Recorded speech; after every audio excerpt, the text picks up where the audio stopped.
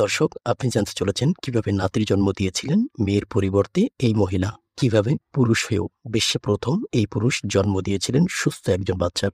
বিশ্বের কনিষ্ঠতম এই মায়ের নাম হচ্ছে লিনা মেডিনা। সাল 1940, মাত্র 5 বছর 7 মাস 21 দিন বয়সে প্রথম সন্তানের জন্ম দিয়েছিলেন তিনি।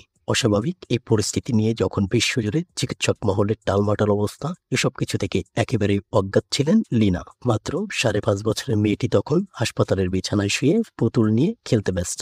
পিসকো হাসপাতালের চিকিৎসক পরীক্ষা নিরীক্ষার পর জানতে পারেন টিউমারের জন্য নয়, লিনার গর্ভে বড় হচ্ছে তার সন্তান।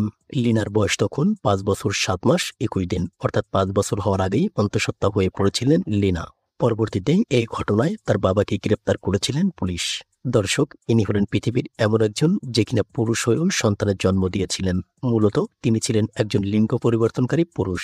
প্রথমে তিনি ছিলেন একজন মহিলা, পরবর্তীতে সার্জারির মাধ্যমে পুরুষে রূপান্তরিত হন। তবে মা হওয়ার প্রবল ইচ্ছাতেই তিনি এমন অবাক করা কাণ্ড ঘটিয়ে বিশ্বকে অবাক করে দেন। শুধুমাত্র এখানেই শেষ নয়, তিনি বিয়ে করেছেন ন্যান্সি নামের এমন একজন মহিলাকে, যিনি আবার প্রথমে ছিলেন একজন পুরুষ। অবিশ্বাস্য হলেও সত্য, 55 বছর বয়সী ট্রেসি থমসন নিজের মেয়ের পরিবর্তে নাতির জন্ম দেন নিজ গর্ভে।